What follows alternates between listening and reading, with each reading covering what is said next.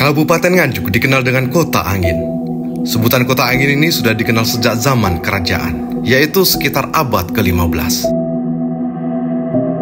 Nganjuk memiliki kerajaan bernama Kerajaan Ngatas Angin.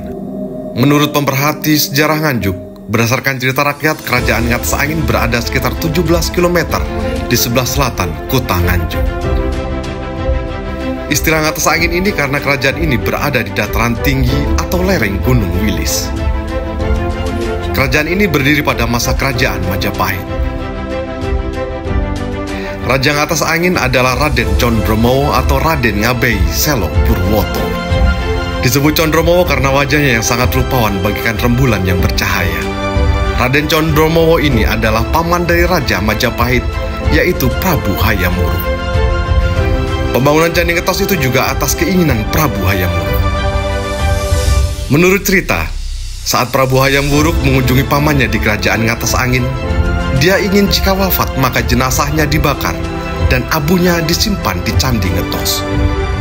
Prabu Hayam Wuruk ingin diprabukan di Candi Ngetos karena daerah Ngetos masih termasuk wilayah Majapahit yang menghadap ke Gunung Wilis, sehingga seakan-akan sama dengan Gunung Mahameru.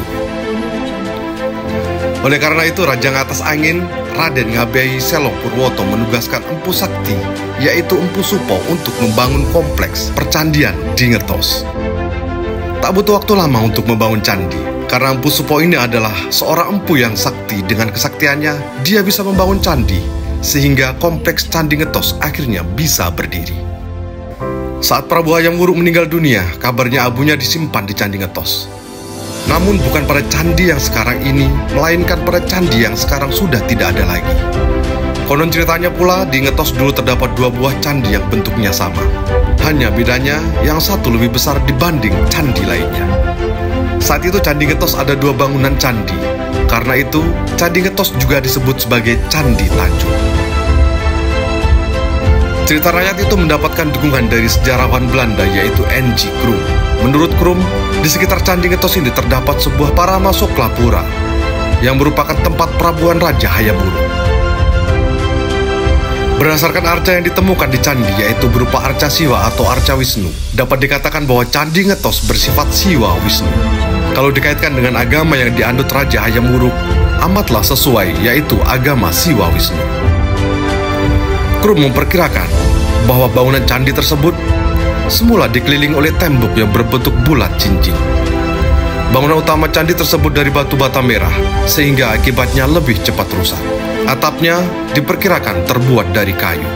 Candi Ngetos ini memiliki panjang candi 9,1 meter, tinggi badan 5,43 meter, tinggi keseluruhan 10 meter, alasnya 3,2 meter, besar tangga luar 3,75 meter, lebar pintu masuk 0,65 meter, tinggi undakan menuju ruang candi 2,47 meter, dan ruang dalam sebesar 2,4 meter. Relief pada Candi Ngetos terdapat 4 buah, namun sekarang hanya tinggal 1, yang 3 telah hancur. Figura-figura dan alasnya juga sudah tidak ada.